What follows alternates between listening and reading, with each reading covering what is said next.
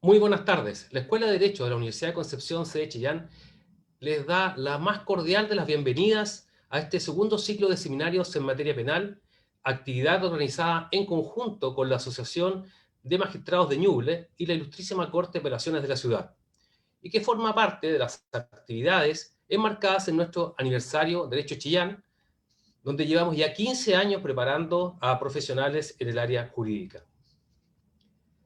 Para efectos del desarrollo de este seminario, este se transmite en Facebook Live.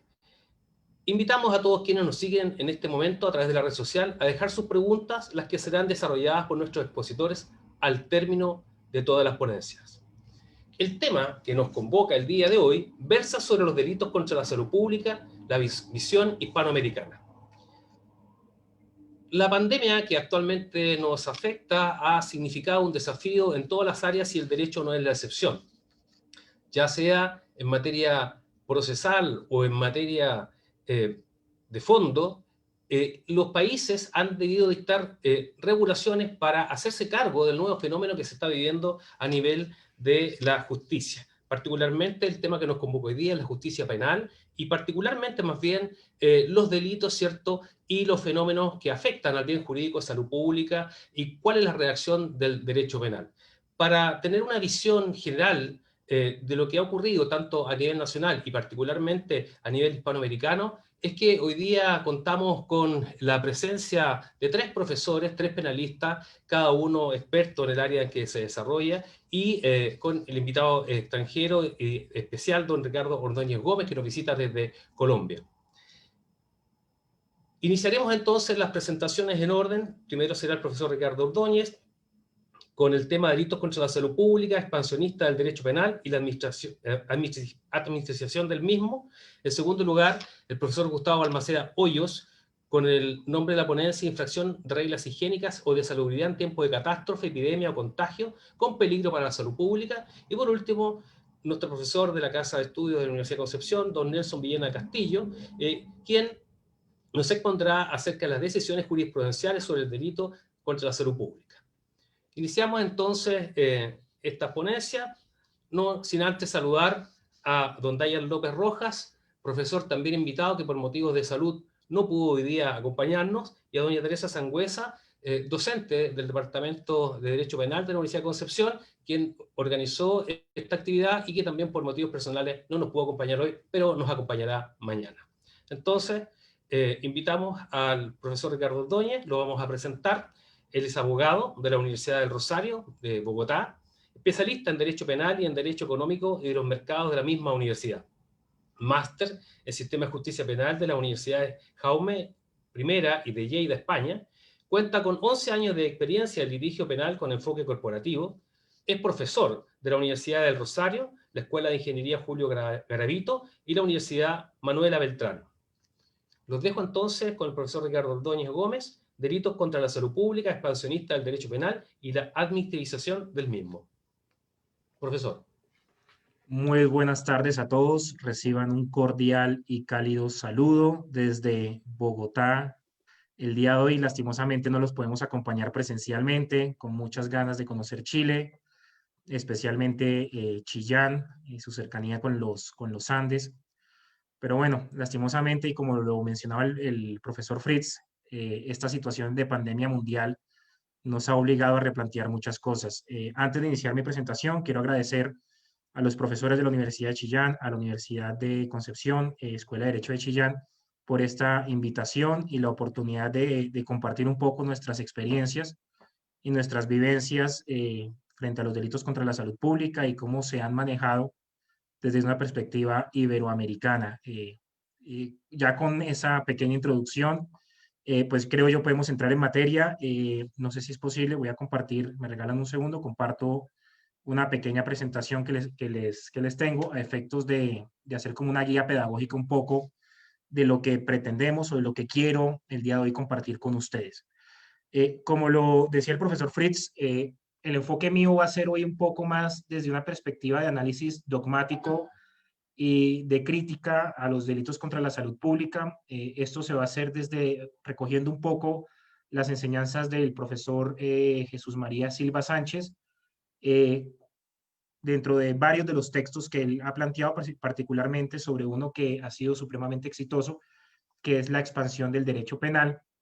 Y creo yo que no se imaginó nunca el profesor Silva Sánchez que iba a llegar el momento en la historia de la evolución del derecho penal, que nos íbamos a encontrar frente a que, en efecto, el derecho penal va superando los núcleos tradicionales y fundamentales del derecho liberal clásico y empezamos a ver un análisis más profundo de ese derecho penal postindustrial y ese derecho penal propio de las sociedades del riesgo, de las cuales nos hablaba, o se recoge también en el texto del doctor o del profesor Ulrich Beck.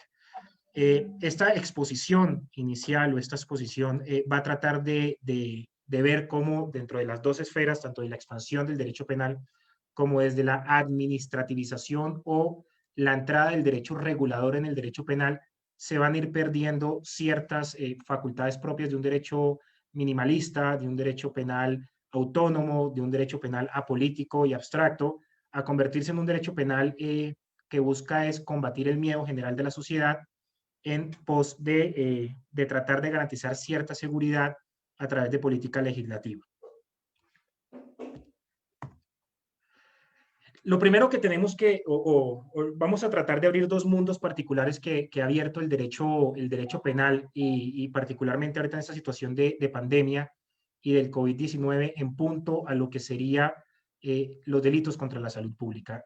Cuando uno analiza los códigos penales iberoamericanos, Ecuador, Perú, Chile, España, pues vamos a notar en muchos de ellos, salvo en el de Ecuador que fue recientemente modificado, vamos a encontrar una fuerte influencia del modelo español, particularmente de las teorías en derecho sustancial del profesor Muñoz Conde. Pero dentro de ese análisis o dentro de ese choque de valores o dentro de ese choque de principios estructurales del derecho penal, vamos a encontrar que se están enfrentando o se están confrontando dos estructuras clásicas del derecho. Por un lado, el derecho penal mínimo y por otro, lo que se conoce en teoría general del derecho penal como la maximización del derecho penal o la excesiva legislación del derecho penal, superando lo que advertía inicialmente como esa introducción o ese esquema particular del derecho penal clásico que protegía derechos personalísimos y pues pasaba un poco a lo que era el patrimonio personal o el patrimonio privado dentro de ese esquema clásico del derecho liberal. Entonces, pues los delitos contra la salud pública asumen esa segunda etapa del derecho penal, ese derecho penal de expansión. Cuando ustedes analizan, y por ejemplo, analizando un poco la legislación chilena y comparándola un poco con el esquema legislativo colombiano, vemos también que hay una sobre manufacturación o sobreproducción de normas penales destinadas todas estas a tratar de resolver problemáticas sociales. Claro está, no es una discusión sobre populismo punitivo, no es una discusión sobre falta de política criminal, pero sí es importante partir de la premisa de que los delitos contra la salud pública son eso, de que los delitos contra la salud pública es la creación de una nueva categoría de bienes jurídicos que no eran relevantes, no eran particularmente importantes, pero que a partir del año pasado, finales del año pasado y lo que va de este año, con la pandemia del COVID empiezan a tener una relevancia especial. Y esa relevancia especial, pues también la miramos en distintas obras, pero particularmente cuando analizamos la teoría de los riesgos, aparece algo que me llama muchísimo la atención y es la sensación de riesgo de la sociedad. Y particularmente las sociedades latinas, en donde, aunque existe el Estado de Derecho, es muy difícil hacer que las personas automáticamente reconozcan o identifiquen la existencia de la norma o la reafirmación normativa, y es necesario que el legislador, a través de la creación o ampliación de tipos penales preexistentes o de nuevos tipos penales, trate de ampliar un poquito o trate de hacer que la norma sea cumplida no por reconocimiento del Estado de Derecho, sino por lo que en teoría general del derecho penal se conoce como prevención general negativa. Es el miedo, el susto que trata de generar en sociedades indisciplinadas como las latinas el derecho penal. Entonces aparece el derecho penal como una sensación de riesgo, como una teoría del riesgo. Y esa teoría del riesgo y esa nueva creación de sensaciones de riesgo van haciendo una ampliación del espectro de protección de los bienes jurídicos. Entonces, pues vamos a tener primero la ampliación de los riesgos jurídico-penalmente relevantes y vamos a empezar a ver cómo el derecho penal se empieza a desfigurar un poco. Cuando todos nosotros íbamos a la Facultad de Derecho y veíamos nuestras clases introductorias de Derecho Penal, nos decían que la norma penal tiene que ser clara, tiene que ser concisa, no puede estar sujeta a interpretación por parte del operador jurídico. Y el ejemplo que siempre nos ponían en clase, o el primer ejemplo que nos ponían, era el del homicidio. En el caso colombiano, el que matare a otro. Entonces era una norma sencilla, de interpretación supremamente clara para el operador jurídico. Aquel que mate a otra persona tendrá una sanción de tanto a tanto. Estos nuevos tipos penales, y particularmente los tipos penales contra la salud pública, suponen un riesgo o suponen una contradicción frente a esas enseñanzas del derecho penal clásico, porque se empiezan a incorporar nuevos elementos normativos que van a obligar al operador jurídico a acudir sí o sí a normas extrapenales para poder entender lo que está haciendo o cómo va a aplicar la norma que se le está poniendo de presente. Y eso no solo lo vamos a ver en delitos contra la salud pública. En la medida que los bienes jurídicos de las sociedades postindustriales se han ido ampliando, han ido creciendo, pues hemos ido incorporando una nueva categorías o nuevas categorías de protección, propiedad intelectual, delitos medioambientales, en donde obligamos a que el juez penal ya no solo sea un perito en derecho penal, sino que tenga que tener conocimientos de otras áreas del derecho para poder interpretar la norma que se le está poniendo de presente. Y eso finalmente, y dentro de esa teoría del riesgo y dentro del análisis de un derecho penal propio de categorizaciones dogmáticas, pues vamos a encontrar que suponen también lo que se conoce como una flexibilización de las reglas de imputación y una relativización de los principios político-criminales de garantías, en donde el derecho penal restringe mucho las garantías en aras de tratar de enviar un mensaje social de protección del esquema punitivo. Y aquí, pues me parece interesante, aquí traté en esta, pues segundo slide, trato de hacer un comparativo para tratar de ver si encontramos unas diferencias o encontrar una política criminal seria comparando los tres modelos que puedo llegar a comparar por conocimiento de forma directa.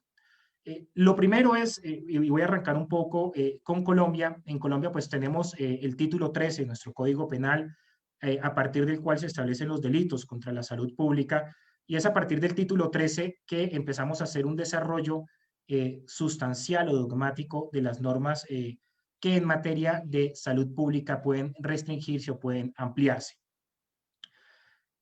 ¿Qué pasó en Colombia? En Colombia, antes de la ley 599 del 2000, se entendía que los delitos de peligro eran de resultado.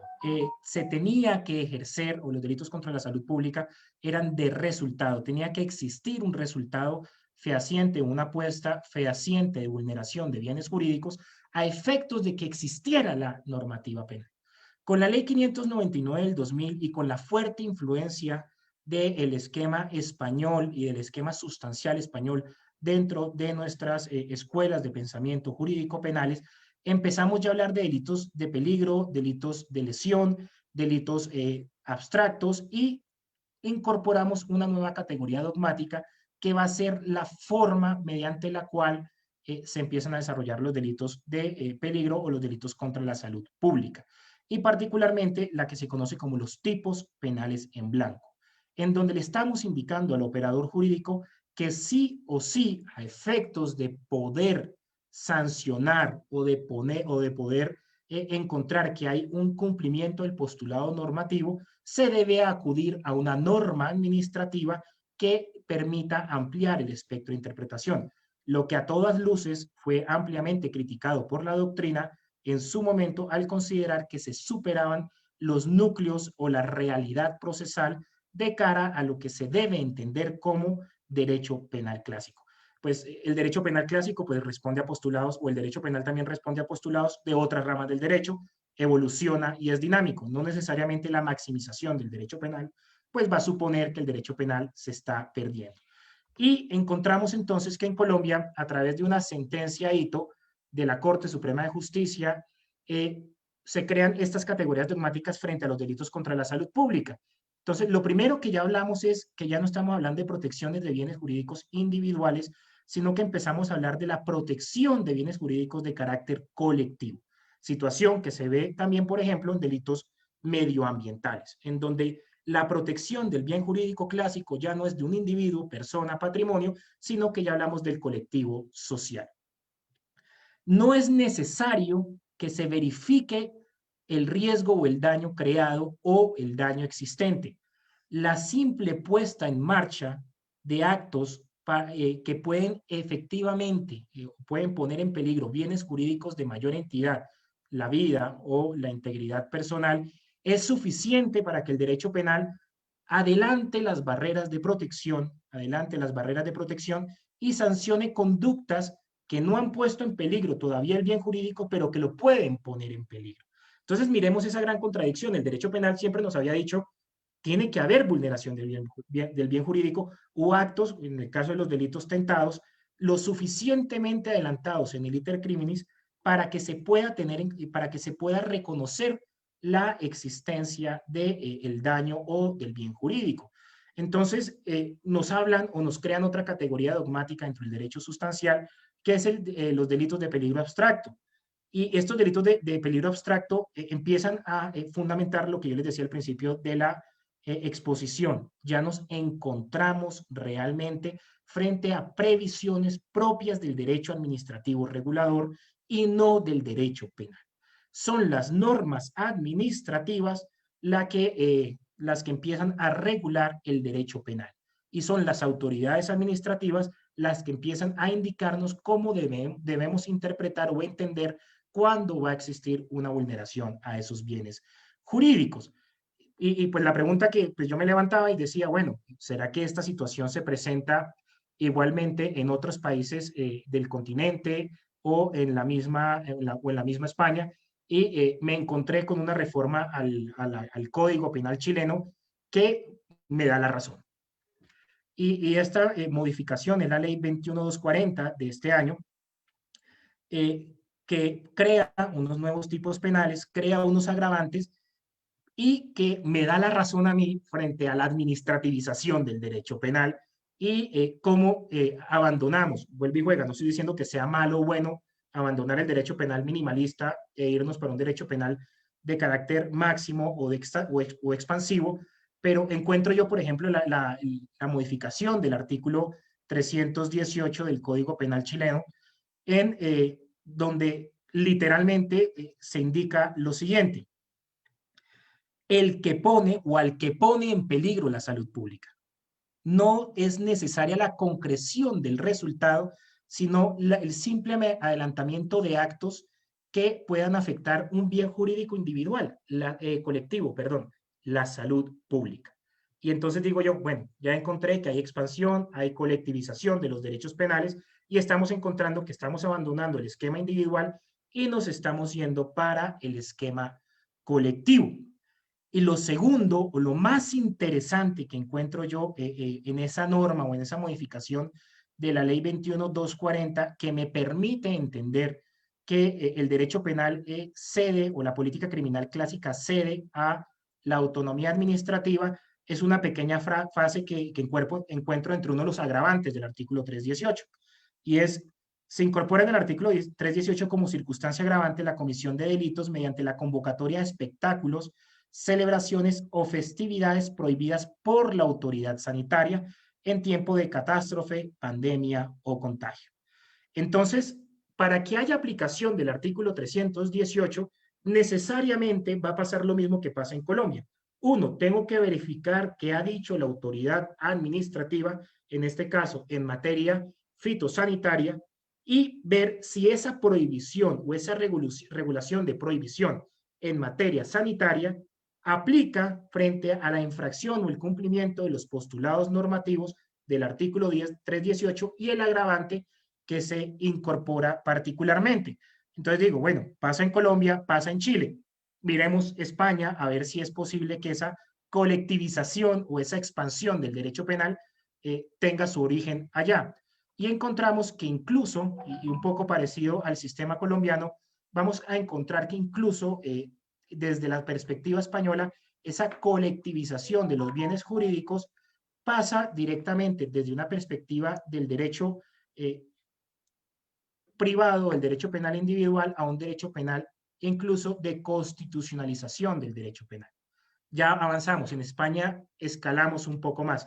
Colombia se recoge un poco en el artículo 78 de la Constitución Política, pero en España vamos a encontrar que desde la Constitución Española del 78, ya en el artículo 43 hay un reconocimiento de protección del derecho a la salud, y a partir de ese esquema constitucional, y hablando un poco de la pirámide kelseniana, empezamos a hacer una subdivisión de esquemas propios de protección tutelar del derecho penal, y encontramos que en España también, y desde el 78 y con las modificaciones del Código Penal, particularmente el título 17 del Código Penal español, que no sé si han tenido la oportunidad de leerlos, tanto la norma sustancial española como la norma procesal española son muy amplios, muy extensos, y pues tienden a confundir un poco la interpretación.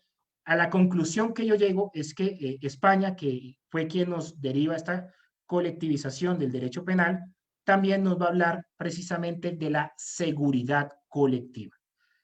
Los delitos contra la salud pública, analizados tres esquemas o tres ordenamientos del mundo occidental con una similitud de construcción dogmática, nos van a hablar sí o sí de la seguridad colectiva como fundamento principal dentro de la creación de nuevos bienes jurídicos que van a superar la esfera tradicional del derecho penal libre.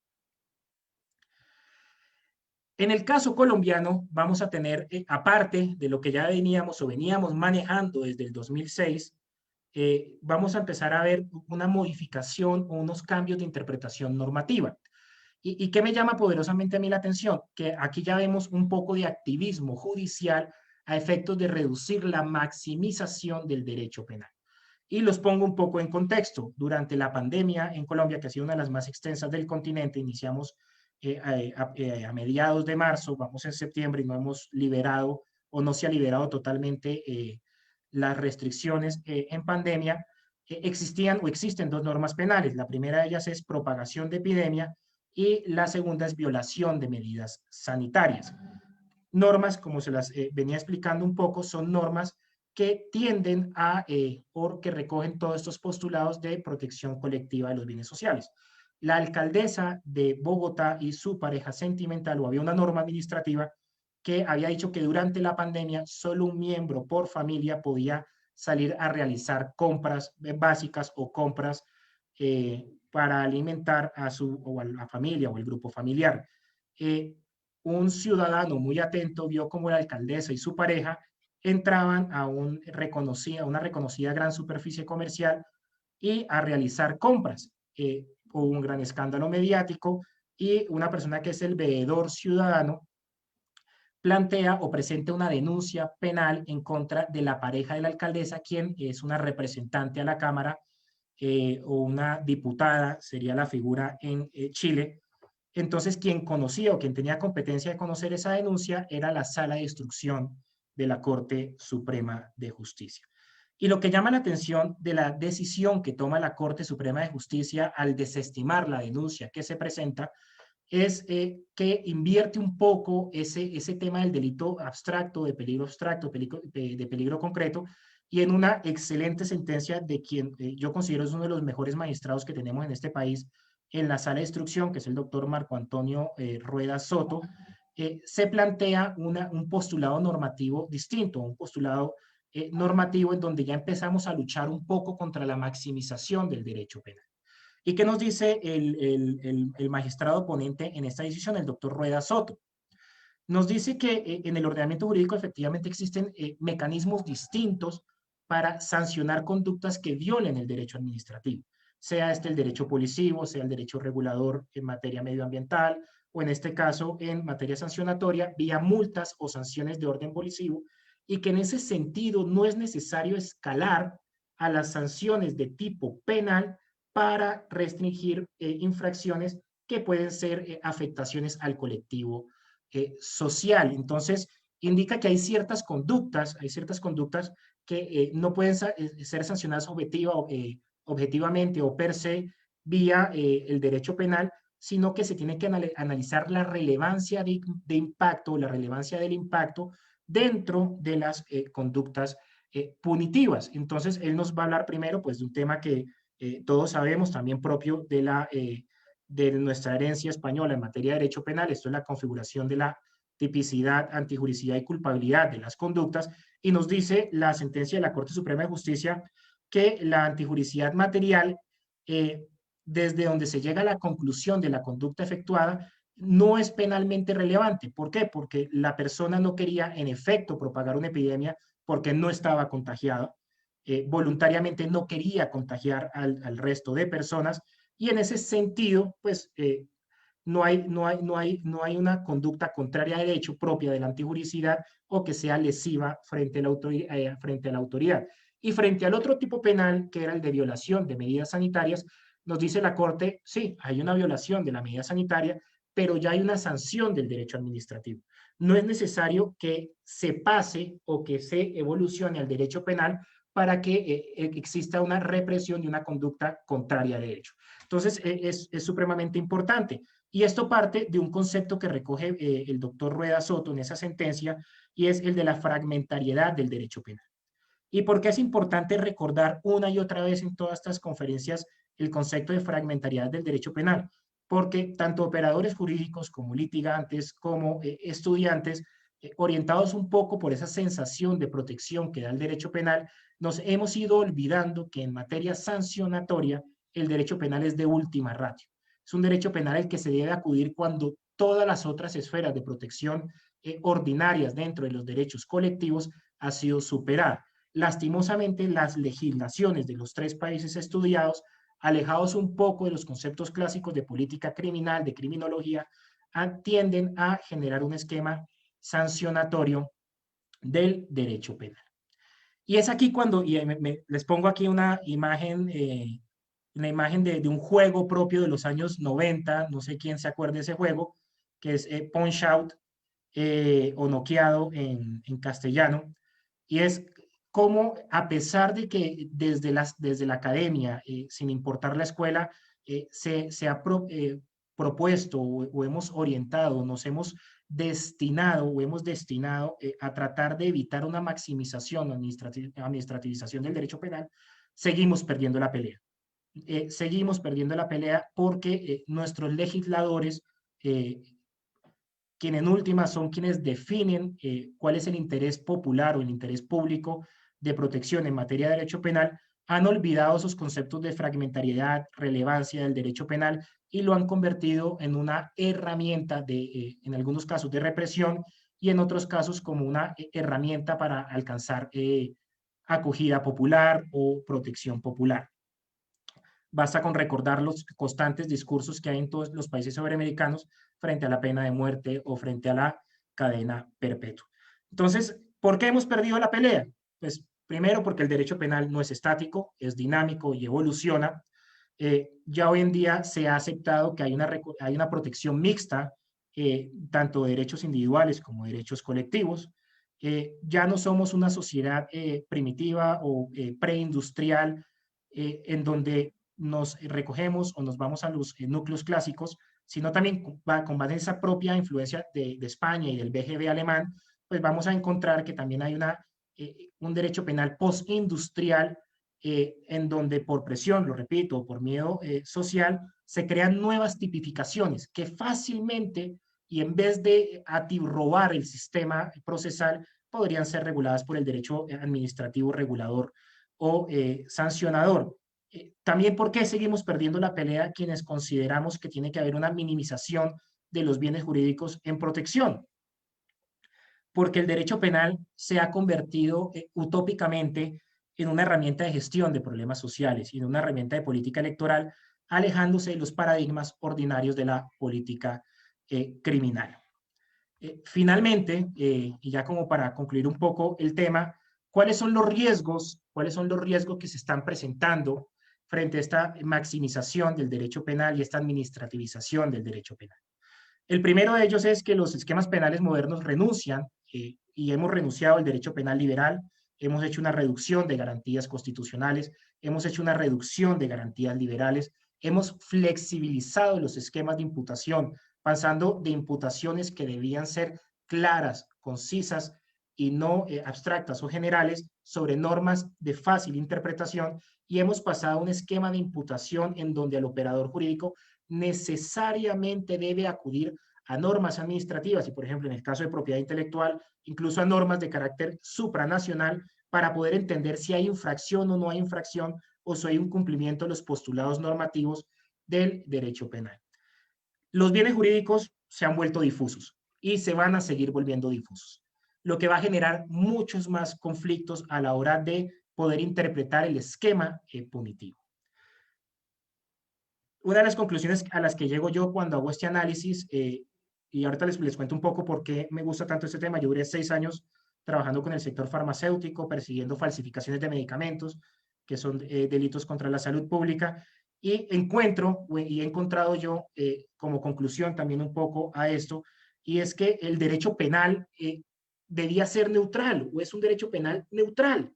Es un derecho penal que no responde a las tendencias políticas de los gobiernos de turno, y eso es porque somos sociedades abiertas, o eso intentamos ser, sociedades abiertas, desde la perspectiva de Karl Popper. Pero es importante entender que en la medida que el derecho penal se ha ido administrativizando, ha perdido su esencia, y una de las esencias más bonitas del derecho penal era su neutralidad política. Y al encontrar que se ha administrativizado, pues entendemos todos que el derecho regulador administrativo es fácilmente modificable por los gobiernos de turno. Entonces, sin importar si es un gobierno de izquierda o derecha, o si son de centro, o si son verdes, o si son progresistas, siempre va a haber una modificación del derecho administrativo tendiente a regular aquellas cosas que ellos consideran importantes. Y en esa medida, esa administrativización o esa pérdida de la neutralidad política va afectando en últimas ese carácter neutral o gris del derecho penal. Y finalmente, la última conclusión a la que yo llego, y creo que es una conclusión a la que podríamos llegar muchos estudiosos del derecho penal. Yo estoy lejos de saber derecho penal, creo que el derecho penal es un mundo demasiado extenso para pensar que somos expertos en la materia, pero dentro de lo poco que he visto y de lo poco que he estudiado, creo que llegamos a un punto común sin importar la legislación que estemos analizando, y más en el contexto iberoamericano, en donde tenemos un derecho dogmático alemán, una aplicación procesal de tipo anglosajona, pero una interpretación muy latina de las normas, y es que hemos perdido política criminal crítica, hemos perdido política criminal teórica y práctica, y nuestras normas penales pues simplemente se han vuelto o se han solucionado vía creación de nuevos tipos penales y la ampliación o agravante de los mismos. No sé, Pablo, cómo estoy de tiempo, profesor Pablo, qué pena. No, si me Queda un par pasé. de minutos, profesor. Listo, perfecto. Entonces, es muy importante, les quería mostrar un video, pues creo que no va a ser tan importante. El video es sencillo, lo pueden buscar en YouTube. Son todas las bromas que se han hecho en México, en Ecuador, en Chile, en Colombia, en punto a póngase el tapabocas. Y cómo la gente pues trata de tomar un poco el pelo frente a las normas administrativas, y lo hablaba un poco al comienzo de la introducción o de esta clase, y es que cada derecho penal no responde solo a concepciones teóricas globales, sino que debe responder a la idiosincrasia de cada una de las poblaciones. Y si algo debemos reconocer los latinos es que no aceptamos o no reconocemos la existencia propia del Estado de Derecho, sino que tendemos en Colombia tenemos la expresión mamar gallo, no sé cómo suena en Chile, pero a mamarle gallo a la norma, a ver cómo le damos la vuelta a la norma, y en ese sentido eso obliga a un mayor fortalecimiento del esquema de prevención general negativa, pero creo yo no es necesario o no es contundente o propio dentro de los esquemas normativos que sigamos ampliando el derecho penal. Ahí abro, pues no sé si hayan preguntas y pues quedo al tanto. Muchísimas gracias. Damos las gracias al profesor Ricardo Ordóñez. Bueno, la palabra podría ser chispeza, la chispeza del chileno, que justamente apunta a la forma en cómo podemos evitar, dijéramos, el ejercicio o cumplir la norma como se debe. el profesor, ¿cierto?, nos ha expuesto acerca de los peligros de esta politización, en cierta medida, ¿cierto?, del derecho penal. El derecho es dinámico, el derecho penal, por cierto, es dinámico y debemos estar atentos a sus cambios. La sociedad va mutando, las relaciones se hacen más complejas, los intereses, capitales y, por lo tanto, bienes jurídicos van variando y es motivante ver que se puede analizar a cada segundo ese cambio y de qué forma el derecho penal va reaccionando. No tal vez de la forma ideal que nos plantea el profesor, sino que de esta manera un poco influida por la autoridad administrativa. Agradecemos al profesor, las preguntas se esperan, ¿cierto?, a través de las redes sociales y le pedimos que nos acompañe hasta el final para poder dar respuesta al profesor. Continuamos entonces con el profesor Gustavo Balmaceda Hoyos, quien nos expondrá infracción de reglas higiénicas o de salubridad en tiempo de catástrofe, epidemia o contagio, con peligro para la salud pública. Vamos a presentar a nuestro invitado, nuestro segundo invitado, don Gustavo Balmaceda Hoyos. Es abogado de la Universidad de Chile, doctor en Derecho Penal de la Universidad de Salamanca, áreas de práctica, litigación en Derecho Penal y responsabilidad extracontractual, modelos de prevención de delitos de la empresa. Docente universitario de Derecho Penal y Derecho Procesal Penal, es director del Departamento de Derecho Penal de la Universidad Andrés Bello y además profesor de la Universidad Gabriela Mistral. ¿No? Ahí nos corrige, parece que hubo algún cambio en aquello. Profesor, don Gustavo, le damos la bienvenida y Sí, le dejamos ¿cierto?, el micrófono. gracias. Soy docente investigador de la San Sebastián. Sí. Sí. ¿Aló? Sí, Sí, por eso quería supuesto. Le corregir. damos la palabra al profesor para que inicie su ponencia. Vale.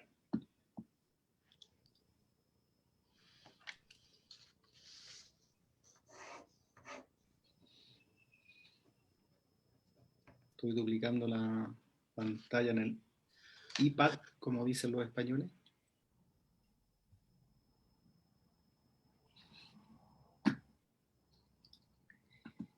El clásico, bueno, primero que nada, buenas tardes, muchas gracias por la invitación. Voy a poner el cronómetro para no pasarme el tiempo. Quiero llamar la atención en aspectos básicos y generales de esta tipificación porque se ha visto, por lo que uno puede ver en la prensa, por lo que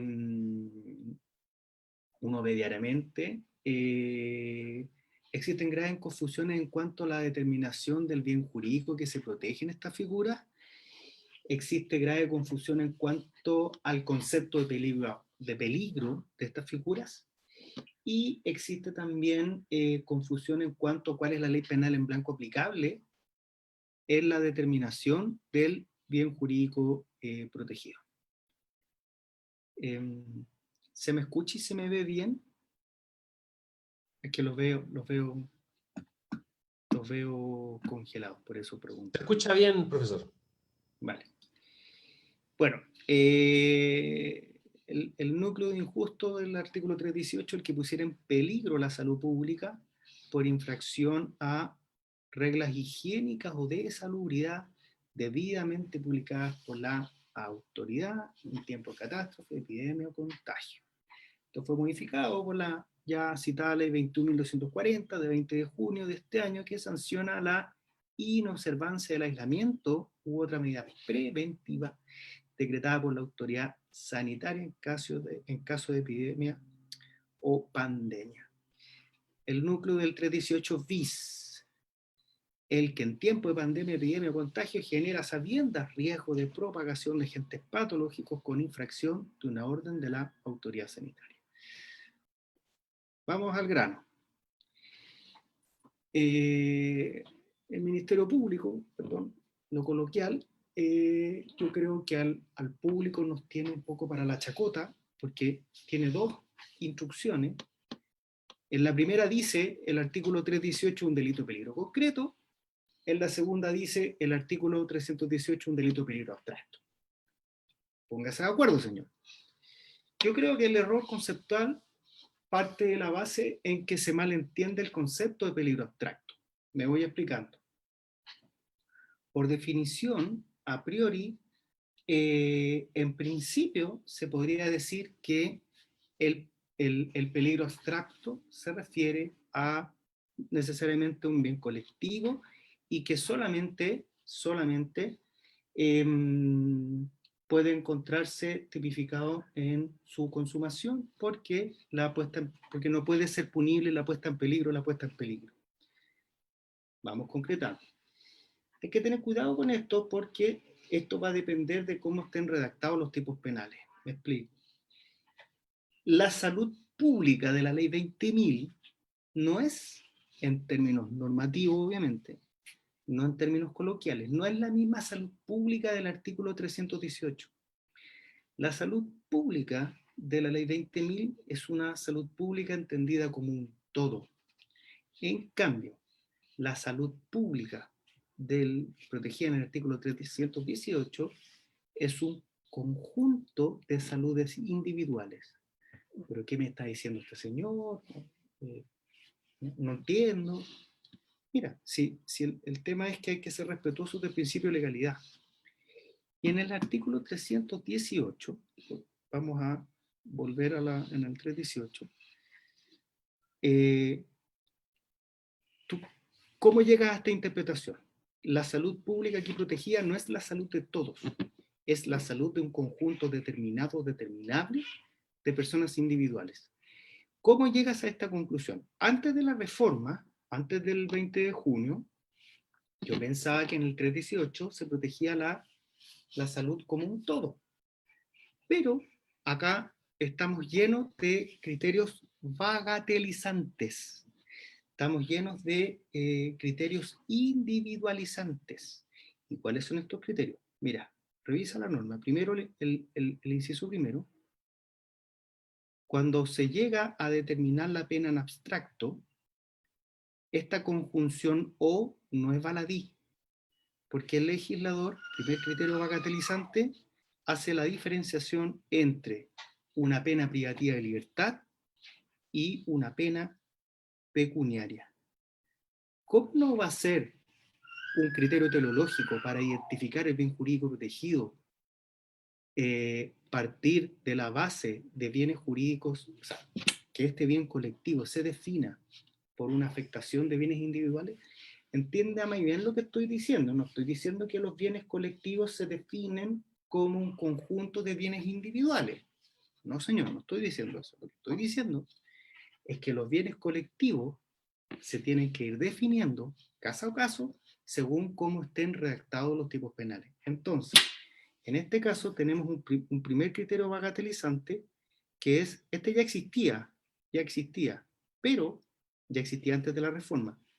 Pero hay que, haciendo una interpretación sistemática de normas, el 318 tenemos un peligro abstracto, que es poner en peligro la salud pública, entendida como un conjunto determinado o determinable de salud individuales. Acá tenemos un segundo criterio bagatelizante. El 318 bis no es un delito de peligro concreto, perdón, abstracto, es un delito de peligro concreto. ¿Por qué? El que en tiempo de pandemia genera sabiendas riesgo de propagación. Si el sujeto sabe, conoce y sabe que está generando el riesgo.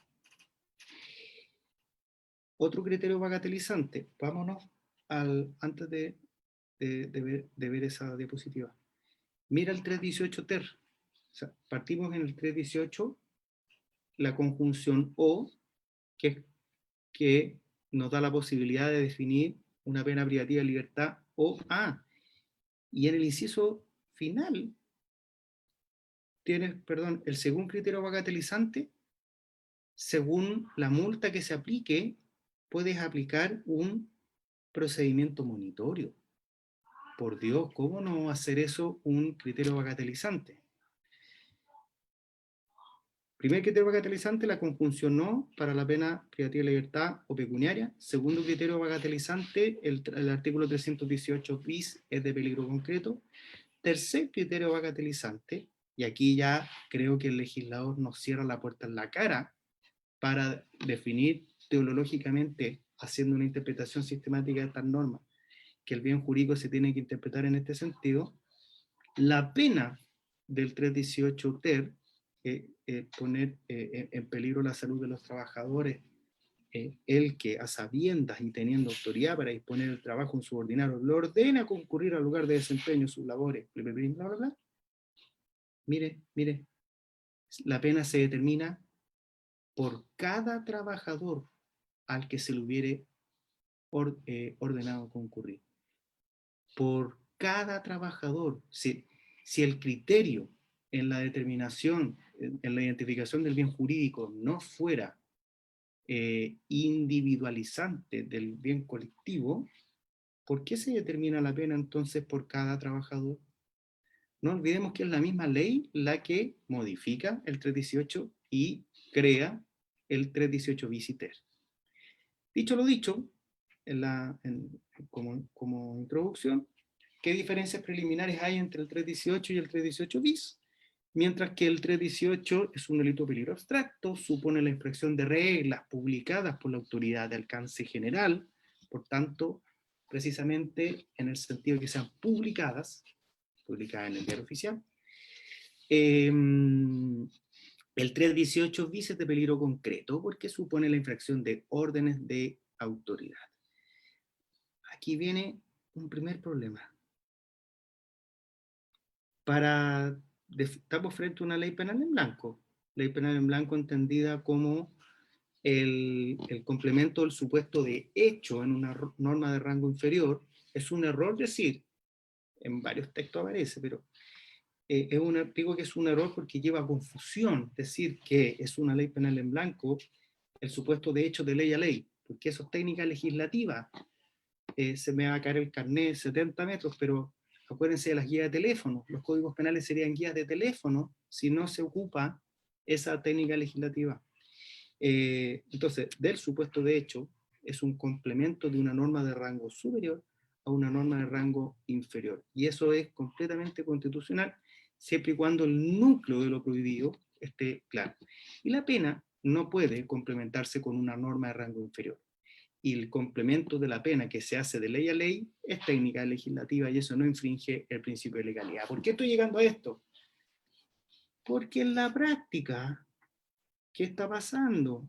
Por infracción del toque de queda se está aplicando el artículo 318. ¿Por qué? Chuta, usted me quedará mirando porque se pone en peligro la salud pública. ¿Por qué? Usted está sano, su entorno está sano, ha estado 5 meses, 6 meses encerrado. ¿Por qué por infringir el toque de queda pone en peligro la salud pública? Sí, el toque de queda, ¿quién lo decreta? Hasta donde yo sé, son normas de seguridad, no de salubridad. Por lo tanto, la discusión puede decir relación con la cuarentena y no basta con meramente quebrantar la cuarentena. También hay imputación objetiva, pero ¿de qué me dirá usted si el artículo 318 es un delito de mera actividad? O otra confusión en la práctica, confundir que todos los delitos de peligro abstracto son de mera actividad. Eso no es así. El caso del 318 sí, es un delito de mera actividad en el sentido en que la conducta coincide con el resultado. Pero no todos los delitos de peligro son delitos de mera actividad. Y aquí, ojo, este peligro abstracto, en el sentido de estos criterios individualizantes que se proponen, va a salir un paper sobre estas cosas, va a salir en una publicación de la Defensoría Penal Pública y en la actualización de mi manual de parte especial. Se hace a través de la técnica del delito de idoneidad.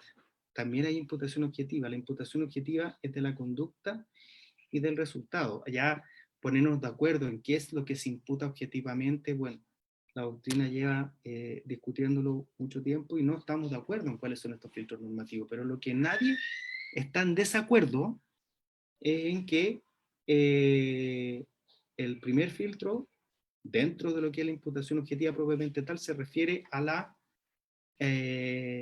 creación de un riesgo no permitido. Entonces, ¿cómo vas a generar un riesgo al bien jurídico si tú estás sano, si no sospechas que estás enfermo, si no has estado en contacto con un enfermo. Eso tiene que probarse. No estamos frente a infracciones de tránsito, esto es derecho penal. Entonces, la fórmula del artículo 318 es una puesta en peligro de la salud pública, esta es la norma general. El 318 bis se refiere a una generación de riesgo de propagación, es una norma especial. El 318 bis es un delito de peligro concreto. El 318 de peligro abstracto, pero es de idoneidad. Es de idoneidad. Clases de normas infringidas. En un caso general, el 318, es decir, se refiere a infracciones de cuarentenas zonales o cordones sanitarios siempre calificadas por la puesta en peligro. A propósito del 318 bis, las normas infringidas son especiales, esto es, supone el quebrantamiento de la medida de aislamiento por parte de sujetos contagiados.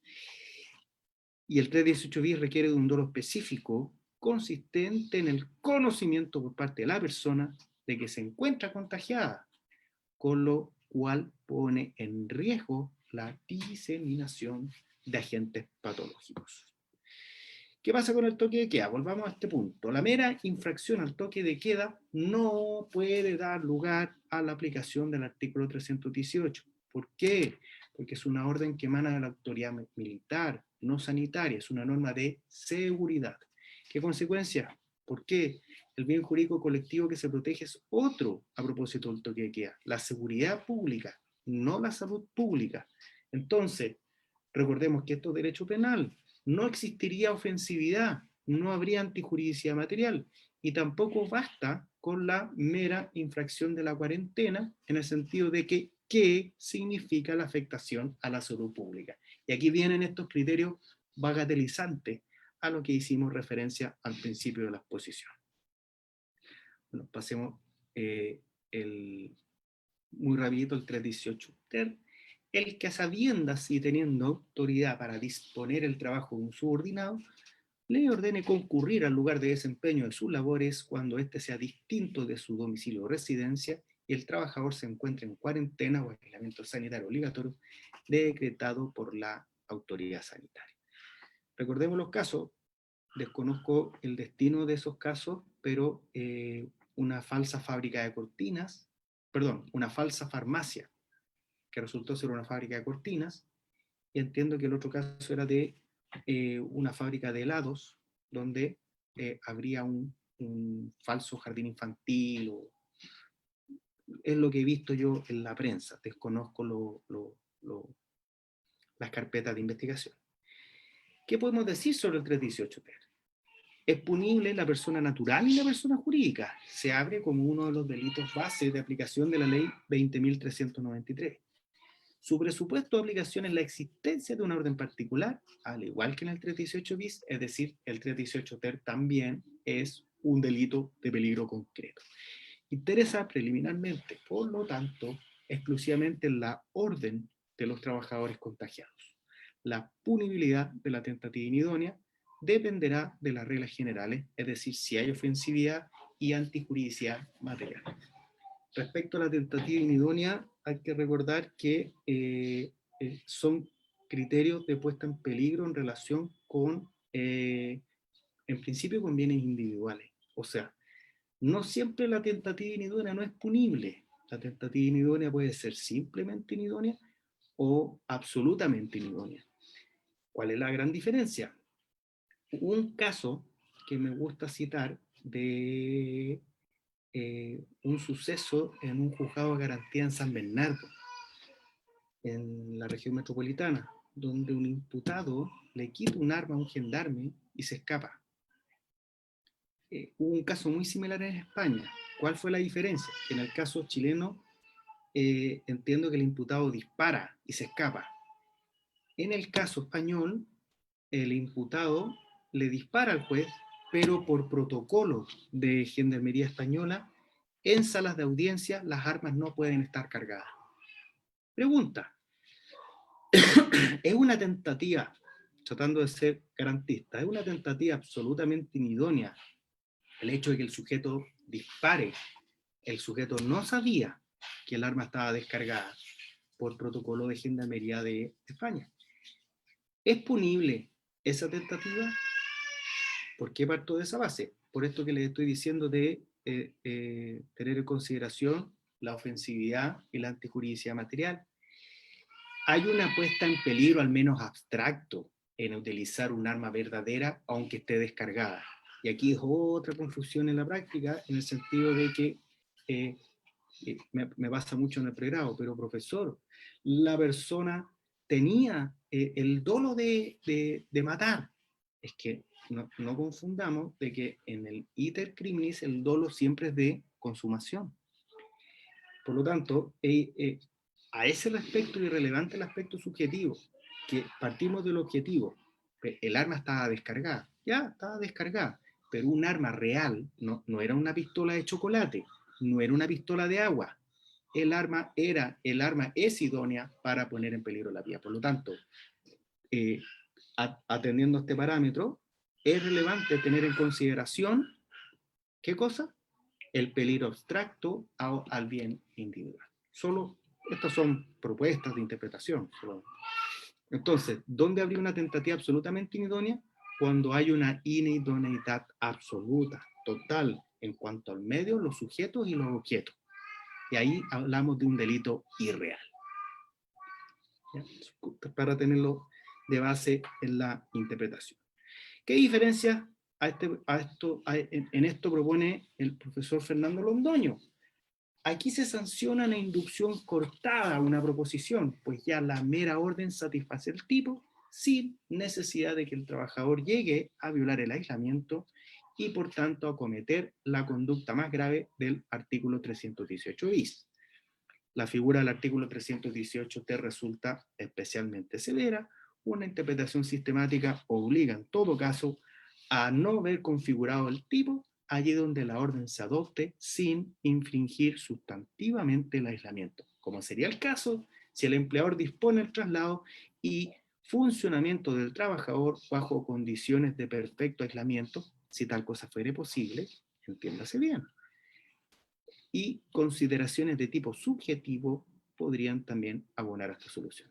Lo que está haciendo referencia al principio, no es que sea irrelevante la imputación subjetiva, no, es relevante.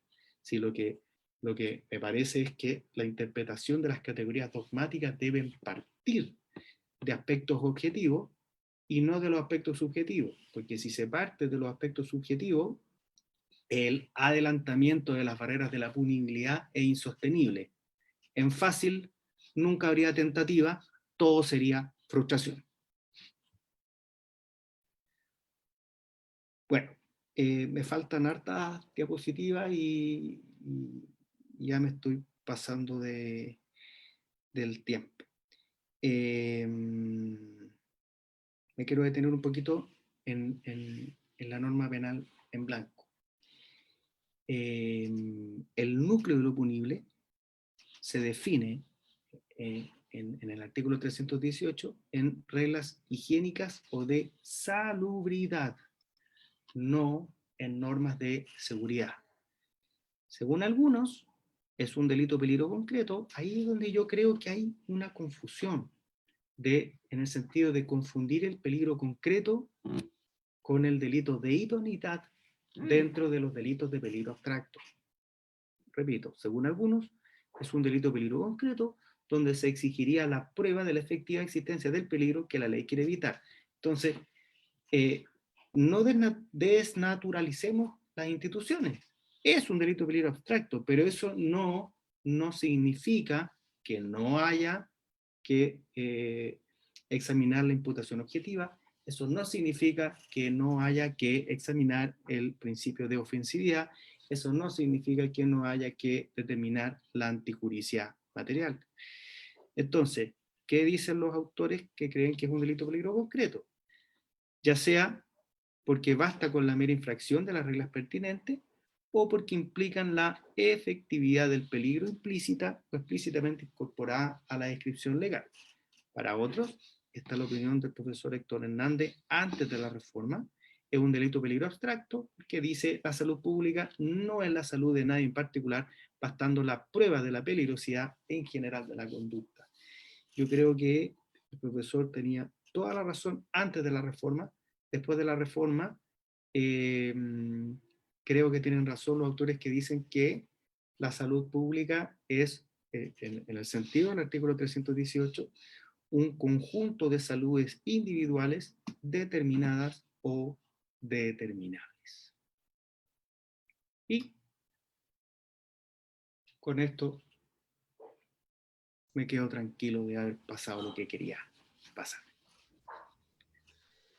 Les damos las gracias al profesor Gustavo Balmaceda Hoyos por su presentación y por lo interesante de sus propuestas, sobre todo en una discusión que está latente y que todos estos argumentos sin duda van a caer como agua en el desierto para fomentar, ¿cierto?, las discusiones en los tribunales, porque hoy día tenemos esta discusión asentada en los tribunales de garantía, al momento de los controles de atención y en las cortes a través de los recursos.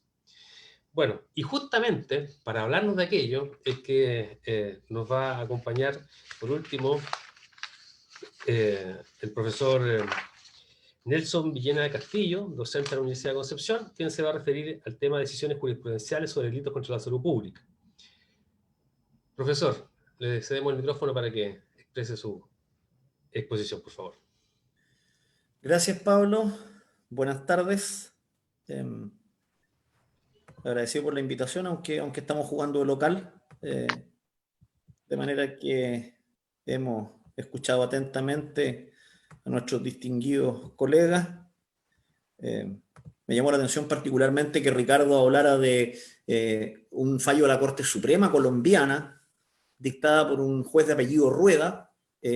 Tal vez ese es el Rueda bueno. Nosotros tenemos otro Rueda por aquí que ahí no nos agrada mucho, no nos gusta mucho. Y me llama la atención, sí, a partir de lo que decía Ricardo, decisiones de la excelentísima Corte, de la Corte Suprema colombiana, porque en lo que dice relación con nuestro país, tal como lo adelantaba ya Pablo Fritz, la verdad es que esto podríamos denominarlo como una noticia en desarrollo desde el punto de vista periodístico, toda vez que no tenemos cuestiones definitivas u opiniones mayoritarias respecto de la configuración o no del tipo penal del artículo 318 y de los demás tipos penales, básicamente porque la naturaleza de nuestro proceso penal determina que aún no estemos en condición de hacer un análisis de fallos relativos a la cuestión de fondo. Entonces, en lo que yo me quiero detener en estos minutos de exposición es en contarles a quienes nos acompañan cuáles son las decisiones jurisprudenciales que hasta ahora existen, que más que decisiones jurisprudenciales de fondo, son cuestiones que no hacen sino dejar en claro y manifiesto que existe confusión desde el punto de vista jurisdiccional, que existen opiniones distintas de los distintos intervinientes en el proceso penal, discrepancias desde el punto de vista del Ministerio Público y de la Defensoría Penal Pública fundamentalmente, o de defensores particulares, respecto del sentido y alcance de las normas en comento, y eso hace que probablemente tengamos que reunirnos más adelante de nuevo. Cuando haya terminado la pandemia, por ejemplo, sería bueno reunirnos de nuevo en un año más para ver cómo esto ha evolucionado. En nuestro país, por ejemplo, como primera cuestión que a mí me parece importante compartir con ustedes, es que existe hoy día pendiente un requerimiento que se planteó ante el Tribunal Constitucional de nuestro país, que es similar a la excelentísima Corte Suprema, como muchos saben, y que tiene un control jurisdiccional que muchas veces ejerce obligando a los tribunales, normalmente de modo relativo, no de modo absoluto, porque los fallos del Tribunal Constitucional por regla general solo son aplicables al caso en cuestión. Y allí, en el Tribunal Constitucional, a propósito de un requerimiento que planteó la magistrada del Cuarto Juzgado de Garantía de Santiago, en la causa que allí se indica el rol, recién en julio de este año, de frente a un requerimiento en procedimiento monitorio planteado por el Ministerio Público, en donde lo que se hacía era perseguir penalmente y pedir la aplicación de una pena de multa respecto de un ciudadano que fue sorprendido circulando en la vía pública en la región metropolitana, sin permiso, dice, temporal o permiso único colectivo, infringiendo resoluciones exentas, que son las que se han dictado en este país para regular la libertad en tiempos de pandemia.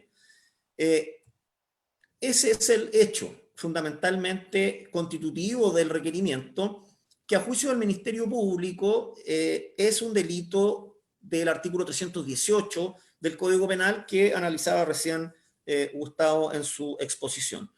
De frente a este requerimiento, la magistrado del Juzgado de Garantía, junto con no dar lugar al monitorio, por las razones procesales que indicó en la resolución, envió los antecedentes al excelentísimo Tribunal Constitucional y solicitó un pronunciamiento a este órgano de nuestro país.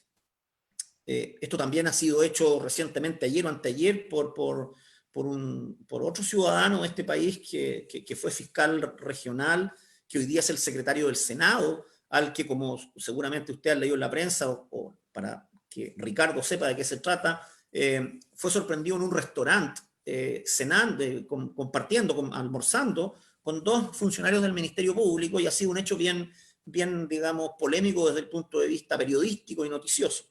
Él también recurrió al Tribunal Constitucional y va a ser este órgano el que va a tener que pronunciarse respecto de si esta norma del artículo 318 satisface o no los principios constitucionales del derecho penal. Concretamente, la magistrado, en este requerimiento que yo comento, dijo, por las razones que se indican ahí, que no las voy a detallar por razones de tiempo, que el artículo 318 infringe el principio de proporcionalidad, de igualdad ante la ley y el debido proceso, atendida el que no existen parámetros objetivos para seleccionar la sanción concreta. ¿Cuándo aplicar una pena privativa de libertad? ¿Cuándo aplicar una multa? Dice la magistrado que a partir de esa determinación de la pena que hace el artículo 318, se está estableciendo una arbitraria discrecionalidad para el órgano persecutor que no se compadece con las exigencias mínimas de un Estado de Derecho y que permitan decidir si en un caso aplicamos pena privativa de libertad o en otro de multa. Y también el requerimiento que plantea la magistrado indica que se infringen el principio de reserva o de legalidad que está recogido en nuestra Constitución Política de la República en el artículo 19, número 3, inciso octavo, por una parte, y también en el artículo 19, número 3, inciso noveno. La magistrado dice que este artículo 318 podría ser una ley penal en blanco porque la conducta típica no estaría contenida fundamentalmente en el tipo penal, sino que en una regla inferior a una ley, en una norma infralegal, que, de acuerdo a lo que dice mayoría de doctrina y jurisprudencia en nuestro país, claramente sería contrario a la normativa constitucional. Y por lo mismo, a partir de aquello, también la magistrado sostiene en este requerimiento que se plantea que se estaría infringiendo el principio de taxatividad o de tipicidad, por cuanto la conducta no está descrita sustantivamente en la ley, sino que en una norma de rango inferior. De frente a este requerimiento se dio traslado a los intervinientes en el proceso penal y el Ministerio Público, defendiendo su actuar, por cierto, ha pedido que se desestime. Dice que sí existe un verbo rector en la norma. El verbo rector sería infringir, el parámetro, el núcleo de la conducta, la esencia de la conducta, sí estaría establecida ahí. Respecto del reproche que formula la magistrado a la sanción, dice que sí hay parámetros para aplicar la sanción e incluso hace un símil con otras normas legales, por ejemplo el artículo 436, que contemplan un vasto margen en virtud del cual los intervinientes pueden pedir pena y el tribunal determinarla en el caso concreto. No olvidemos que el artículo 436 contempla una pena de presidio mayor en su grado mínimo máximo, 5 años y un día, 20 años. Entonces el Ministerio Público dice que eso no tiene nada de inconstitucional. También dice que existe claramente establecido el núcleo de la sanción en este artículo y el complemento simplemente es lo que está entregado a las decisiones de la autoridad de rango inferior. Agrega además la Fiscalía que los decretos supremos que se han promulgado están debidamente publicados en el Diario Oficial y por lo tanto han recibido la debida publicidad, que es una de las exigencias que también la doctrina establece como necesarias de cumplir a fin de evitar problemas de constitucionalidad en un precepto. También cita algunos pronunciamientos similares del Tribunal Constitucional que han desestimado frente a tipos penales semejantes los requerimientos de inaplicabilidad. La Defensoría Penal Pública, por cierto, le ha pedido al tribunal que acoja este requerimiento porque efectivamente, a juicio de la defensa, se trata de una norma penal en blanco propia, que necesita remitirse a otra norma que la complemente, pero que no se describe en el tipo penal del artículo 318 la conducta. Porque esto de poner en peligro la salud pública no hace referencia al resultado que se produce.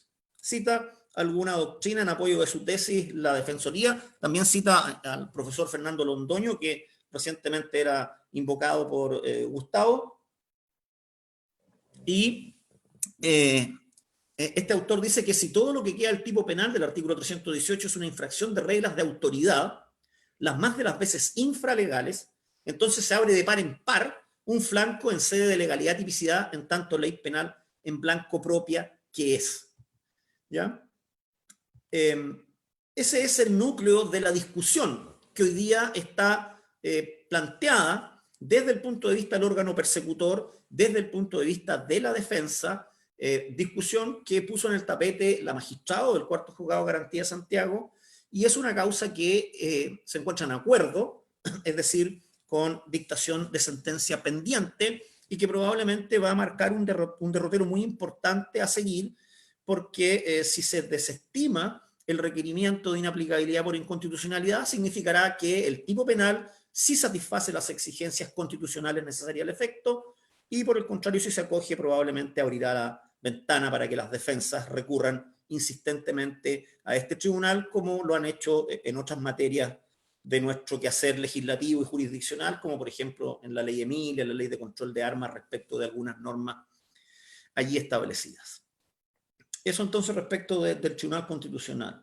Ahora, en materia de tribunales superiores de justicia, entiéndase cortes de apelaciones fundamentalmente, tal como adelantaba Pablo, las discusiones que han existido se han promovido fundamentalmente a propósito de la decisión respecto de qué medidas cautelares personales se deben aplicar a quienes son formalizados por alguno de estos delitos contra la salud pública del 318 fundamentalmente, o también del 318 bis y ter. Aquí, por ejemplo, la Corte de Chillán, para ser localistas en el comienzo del análisis, en la causa que se cita allí, señaló que las medidas cautelares que pide el Ministerio Público en el caso concreto sometido a su fallo son desproporcionadas en relación con la necesidad de cautela, tomando en consideración la penalidad a la que se exponen los imputados en caso de ser formalizados, que como bien decía Gustavo, incluso puede ser una pena de multa. Y esta es una sentencia anterior a la reforma de la ley recientemente promulgada, que como se ha dicho también aumentó las penas y creó nuevos tipos penales. Aquí hay un fallo a continuación de la Corte de Apelaciones de Antofagasta, que es bastante interesante porque derechamente, pese a que se dictó en relación con la discusión de medidas cautelares, fue un poco más allá en el análisis y en la fundamentación de la decisión de la Corte para resolver la cuestión controvertida. Citó incluso un instructivo de la Fiscalía, que seguramente es anterior a la modificación legal. Pablo debe conocerlo y me lo confirmará o me lo corregirá, en donde se decía o se dice que el delito del artículo 318 es un delito de peligro concreto, ¿ya?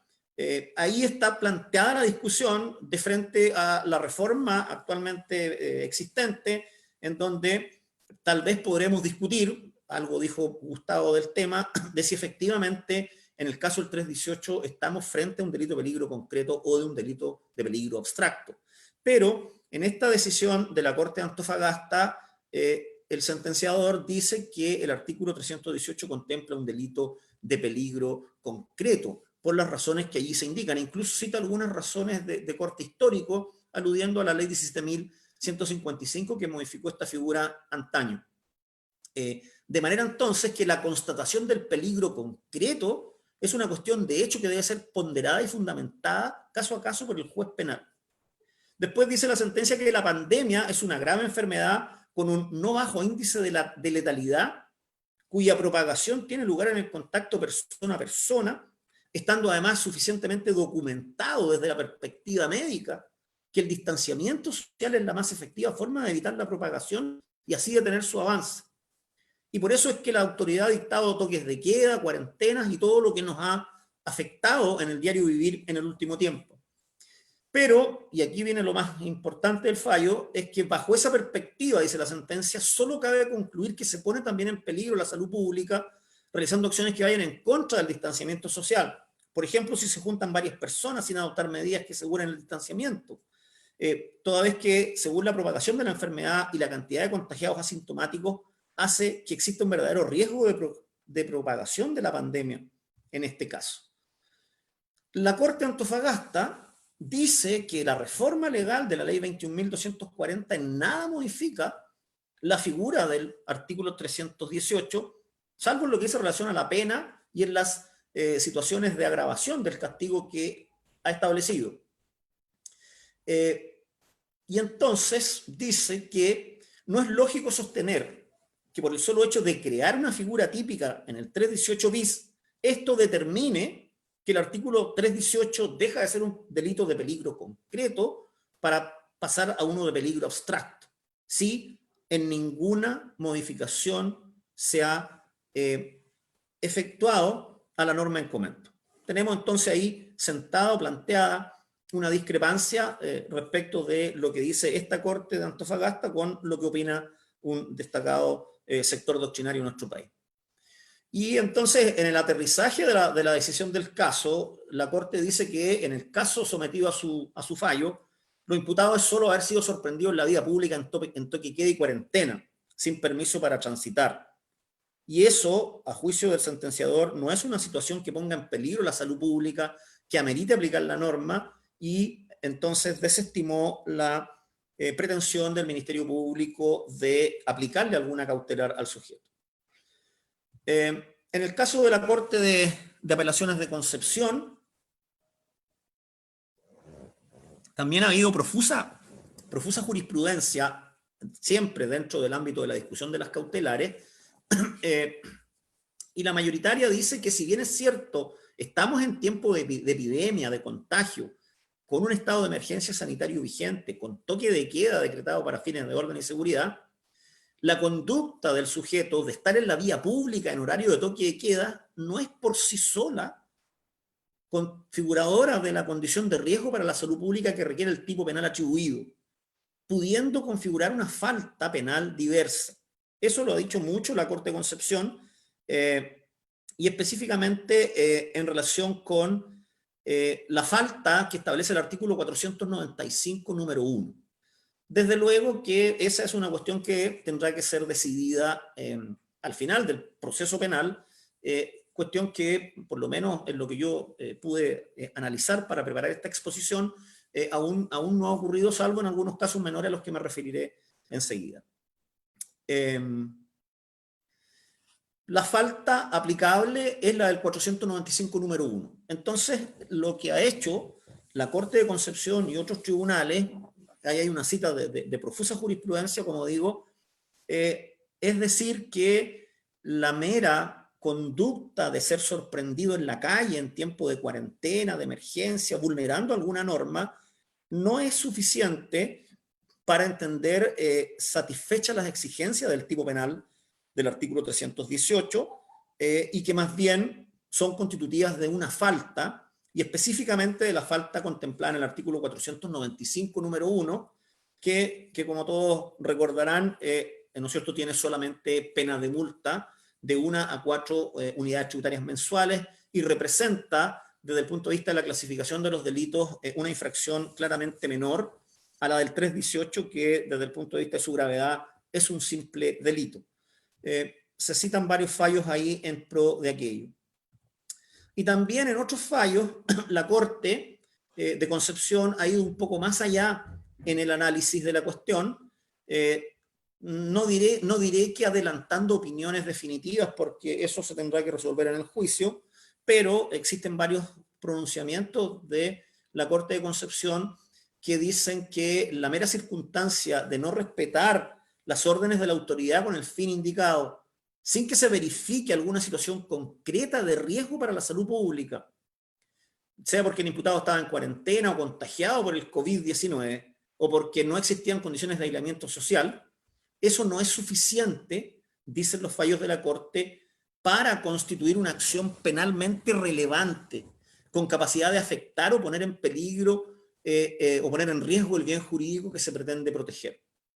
Y aquí dice varias sentencias de la Corte, que son todas de junio, julio de este año aproximadamente, dice que ya sea que estemos bajo la tesis de falta de tipicidad, por ausencia de acción relevante, o de falta de antijuridicidad, por ausencia de suficiente lesividad, no se configura el ilícito imputado.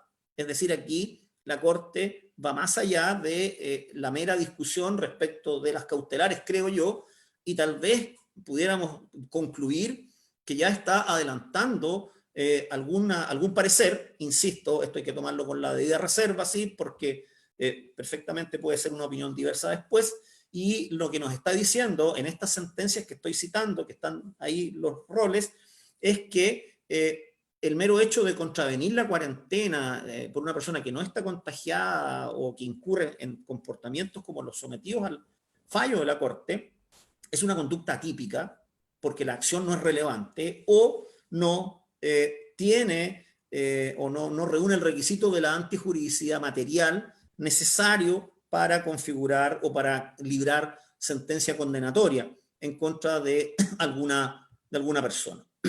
Esta es una cuestión discutible, es una cuestión que tiene votos en contra, tiene votos de minoría.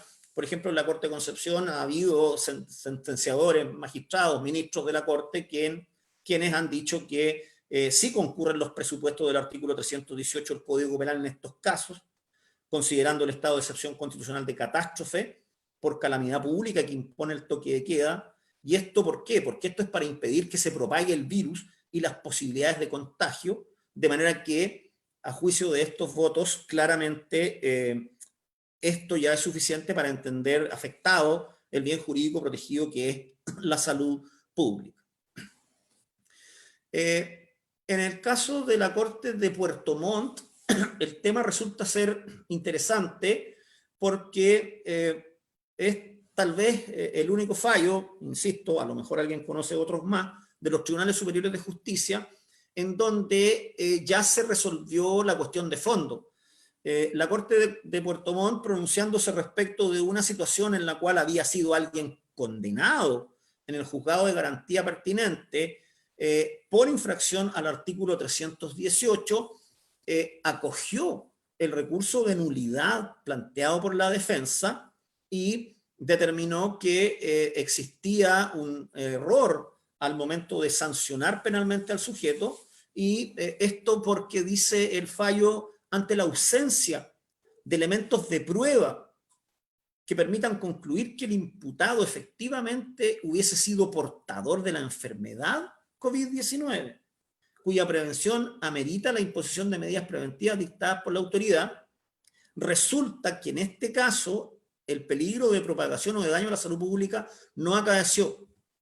En consecuencia, al haber prescindido del elemento sustancial de la figura punible del 318, la sentencia condenatoria ha sido dictada con infracción a esa ley, por lo que corresponde acoger el recurso de nulidad planteado por la causal del 373 letra B, toda vez que se ha hecho una errónea aplicación del derecho que ha influido sustancialmente en lo dispositivo del fallo.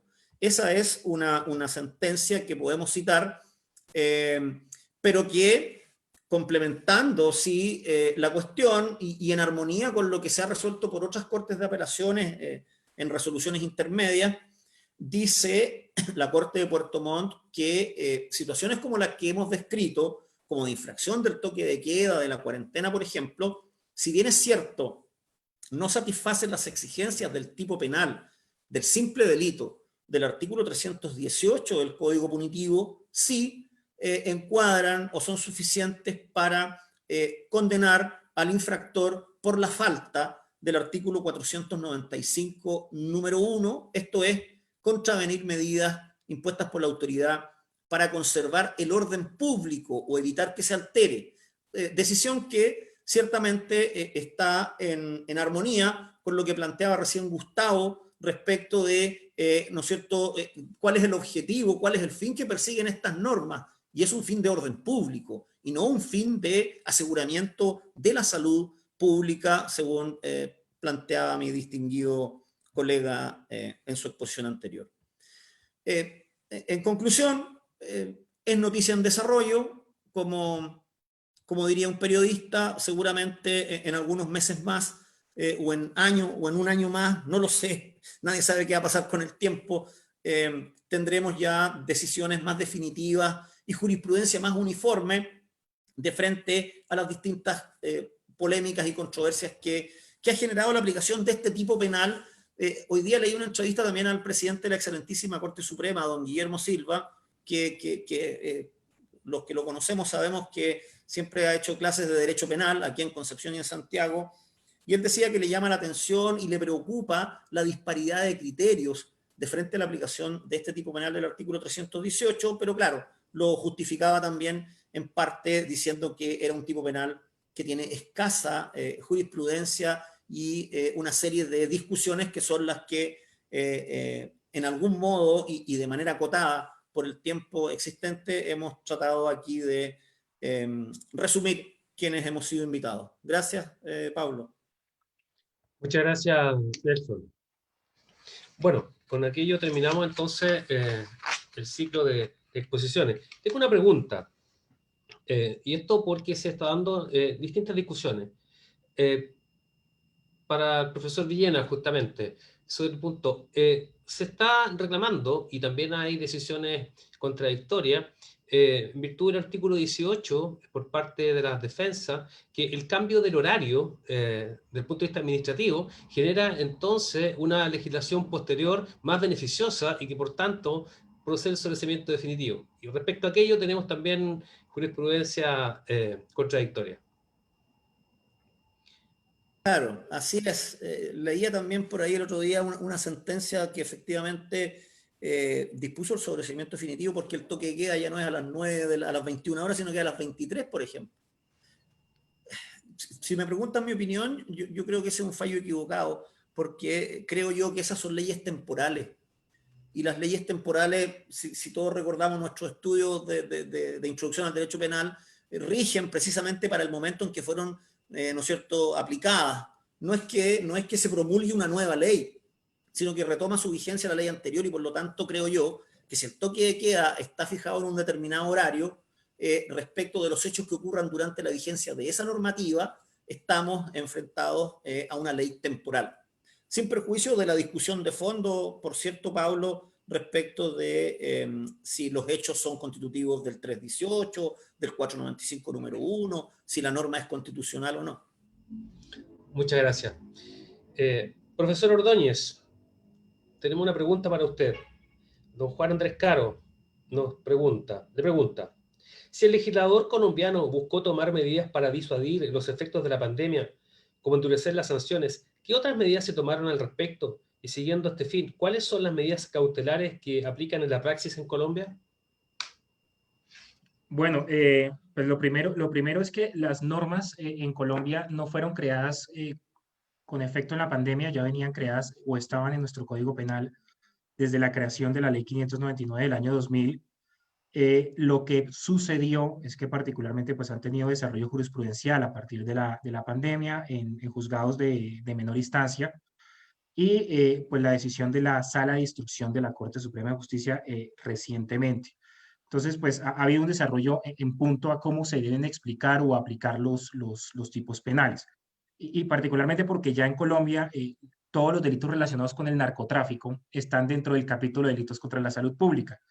Entonces, entenderán ustedes que por situaciones contextuales y coyunturales en Colombia, pues hemos tenido un fuerte desarrollo en materia de delitos contra la salud pública.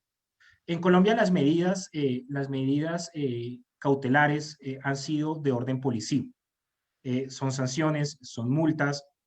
Se ha tratado de impedir, pese a la existencia de las normas penales, los jueces de pequeñas instancias o los jueces de menor entidad, de circuito y municipales, han tratado de no aplicar la sanción penal en los casos, salvo pues hay un caso en Arauca en donde la persona 7 veces se le cogió o se le aprendió infringiendo la cuarentena, y en ese punto pues ya después de 7 veces el juez dijo, bueno, si hay intención de evitar las medidas sanitarias.